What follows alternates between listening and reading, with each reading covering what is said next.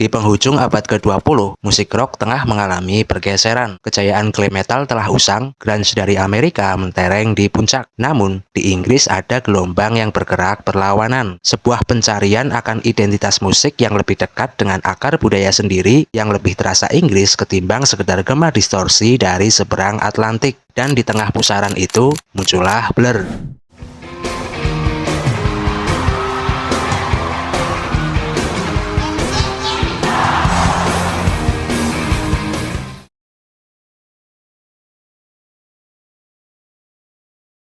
Saat berkuliah di Goldsmiths University of London kisaran tahun 1987, Damon Albarn dan Graham Coxon membentuk sebuah band bernama Circus. Keduanya lantas dipertemukan dengan Dave Rowntree yang bergabung sebagai drummer dan Alex James menggenapi line up menjadi pemain bass. Setelah berformat kuartet, mereka mengganti nama band menjadi Seymour, terinspirasi dari karakter novel karya J.D. Salinger. Seymour Band menghelat gigs pertama mereka di gudang sebuah museum pada musim panas 1989. Panggung demi panggung lain terus dilipas Seymour hingga nasib baik membawa mereka dilirik oleh Andy Ross dari label Foot Record. Andy Ross yang terkesima dengan penampilan Seymour merayu mereka untuk bergabung dengan labelnya. Hanya saja, satu hal yang mengganjal bagi Ross adalah nama Seymour agaknya terlalu aneh dan kurang komersial. Ross kemudian menyodorkan sederet nama-nama alternatif dan dengan sedikit enggan, personil Seymour memilih satu yang terdengar paling sederhana, yakni Blur.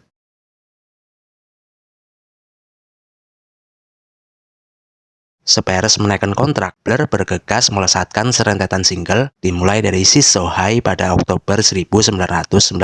Single ini terbilang cukup mendapat perhatian di skena Inggris, namun belum signifikan karena hanya bertengger di urutan ke-48 tangga lagu. Pencapaian yang nanggung itu tuntas dibalas lewat single kedua bertajuk There's No Other Way yang meroket ke peringkat 8 dan berdampak meningkatkan popularitas Blur.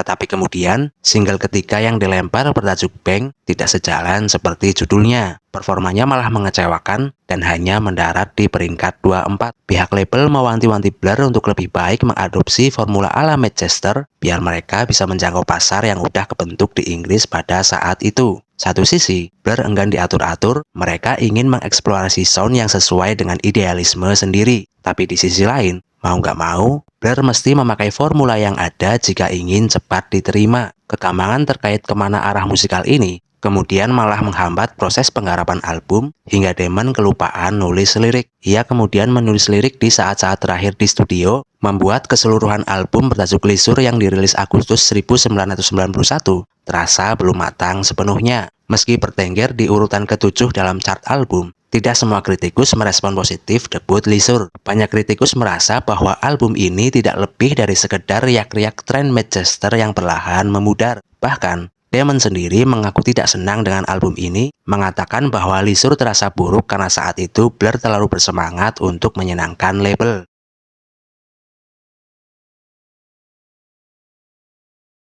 Investasi besar untuk album Leisure yang hasilnya tidak signifikan juga diperparah oleh gaya hidup boros para personilnya, berujung mengantar Blur terjerat hutang sebesar 60.000 pound sterling. Untuk memperbaiki kondisi finansial, Blur melawat tur ke Amerika pada 1992 dan merilis single Pop Scene.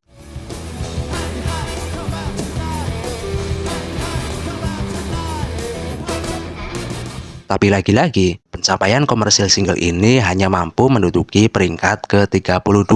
Tidak hanya itu, tur ke Amerika juga semakin menambah runyam keadaan. Cekcok antar personel tak terhindarkan, dan Damon Albarn mengalami homesick yang parah. Tapi setidaknya, kerinduan Damon terhadap hal-hal sentimental di tanah kelahirannya justru menjadi inspirasi musikal yang kelak menyelamatkan Blur. Hanya saja badai yang menerpa Blur belum sepenuhnya mereda. Sekembalinya ke Inggris, Blur tampil begitu buruk di sebuah festival dan buntut dari ini menyebabkan mereka nyaris dipecat oleh Foot Record. Menyadari bahwa mereka membutuhkan identitas yang lebih kuat, Blur memutuskan untuk menonjolkan eksistensi dengan cara melawan arus. Alih-alih mendompleng dominasi grunge, Blur memilih untuk merangkul sepenuhnya estetika ala Inggris. Pergeseran visi musikal yang direncanakan Blur semulanya tidak di-ACC label. Para pemilik modal itu terang saja khawatir, mengingat album dengan estetika Inggris yang kental besar kemungkinan tidak akan laku di pasar yang saat itu tergila-gila pada musik Seattle. Barulah setelah negosiasi panjang, Blur akhirnya mendapat lampu hijau untuk menggarap album yang sejalan dengan idealisme. Album ini bertajuk Modern Life is Rubbish,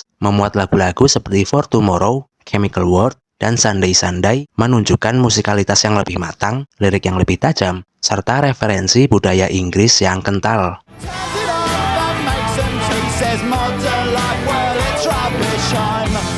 Dirilis pada Mei 1993, pencapaian komersil Modern Life is Rubbish memanglah persis seperti yang dikhawatirkan label. Di Inggris, album ini mentok di peringkat ke-15, bahkan nyaris tidak terdengar gemanya di Amerika karena penjualannya sangat rendah. Bagi label pada saat itu, album ini mungkin dianggap kegagalan karena tidak terlalu menguntungkan. Tapi bagi Blur, Modern Life is Rubbish adalah awal dari sesuatu yang lebih besar. Karena lewat album ini, Blur telah menemukan suara mereka sendiri dan membuka jalan menuju kejayaan Britpop.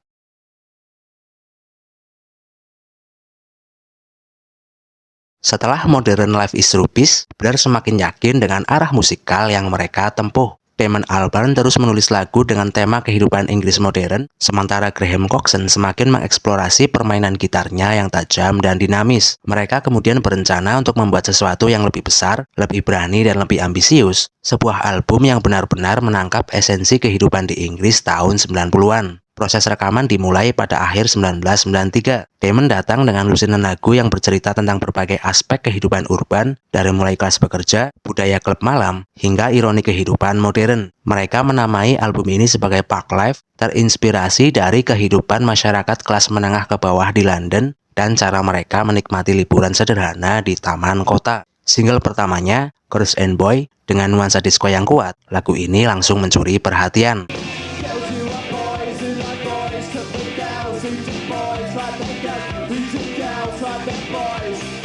BBC Radio One memutarnya tanpa henti, dan lagu ini melesat ke peringkat 5 tangga lagu Inggris serta peringkat ke-59 di Amerika Serikat. Kesuksesan ini hanyalah permulaan, karena saat Park Life dirilis pada April 1994, album tersebut langsung masuk ke peringkat 1 tangga album Inggris. Sambutan kritikus musik terbilang luar biasa, semisal NME menyebutnya sebagai rekaman pop yang hebat, lebih besar, lebih berani, lebih tajam, dan lebih lucu daripada Modern Life is Rubbish. Keberhasilan ini juga membawa Blur menyabet 4 penghargaan di Brit Awards 1995, termasuk Best Band dan Best Album untuk Park Life. Mengenang momen tersebut, Graham Coxon berkomentar, "Saat itulah kami berubah dari band alternatif yang nyeleneh menjadi sensasi pop yang luar biasa."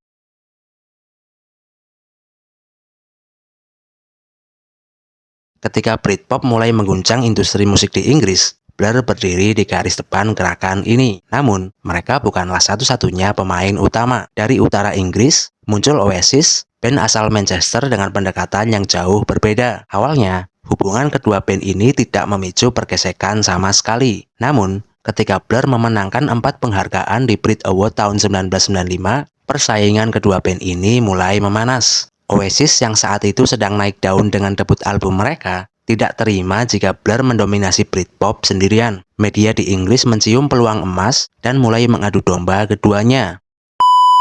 Pada awal 1995, Blur mulai menggarap album keempat mereka, bertajuk The Great Escape. Damon Albarn semakin mengembangkan gaya narasi orang ketiga dalam liriknya, yang menggambarkan karakter-karakter disfungsional dengan sudut pandang satir. Dan yang paling menarik, perilisan album ini menjadi bagian dari salah satu persaingan terbesar dalam sejarah musik di Inggris, yakni Battle of Britpop. Blur dan Oasis, dua band terbesar Inggris saat itu, merilis single terbaru mereka di hari yang sama. Blur dengan Country House,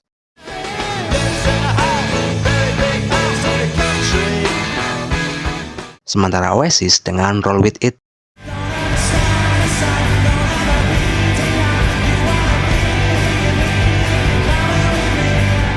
Persaingan ini menjadi perbincangan dan kegemaran nasional yang disebut NME sebagai kejuaraan kelas berat Inggris. Dalam duel angka penjualan, Blur keluar sebagai pemenang. Country House terjual sebanyak 274.000 kopi dalam minggu pertama, mengalahkan Roll With It yang hanya terjual 216 kopi. Blur semakin meroket meninggalkan Oasis dengan perilisan album The Great Escape pada September 1995. The Great Escape memulai debut di peringkat pertama di Inggris dan terjual hampir setengah juta kopi di bulan pertama perilisan. Namun siapa sangka, kemenangan ini ternyata temporary.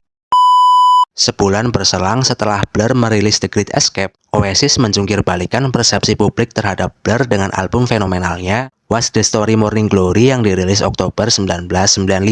Semenjak setelah itu, publik mulai memandang Blur sebagai band pop kelas menengah yang terdengar terlalu intelektual, berbanding terbalik dengan citra working class hero yang mereka agungkan. Sementara Oasis justru dianggap lebih otentik, menjadi perwujudan gairah kelas pekerja yang mentah, emosional, dan tanpa basa-basi. Damon mengaku seketika merasa linglung dan tolol begitu mengetahui Blur kalah telak dalam waktu yang sesingkat itu. Sementara Alex James merangkum situasi kekalahan Blur dengan mengatakan, setelah menjadi pahlawan rakyat, Damon tiba-tiba berubah menjadi bajingan rakyat dalam waktu singkat. Pada dasarnya, dia adalah seorang pecundang di mata masyarakat. Kesuksesan album keduanya Oasis yang begitu fantastis, hingga bahkan meraih quadruple platinum di Amerika Serikat atau terjual sebanyak 4 juta kopi, memancing media untuk menyindir Blur dengan mengatakan Blur mungkin memenangkan pertempuran, tetapi sayangnya mereka kalah dalam peperangan.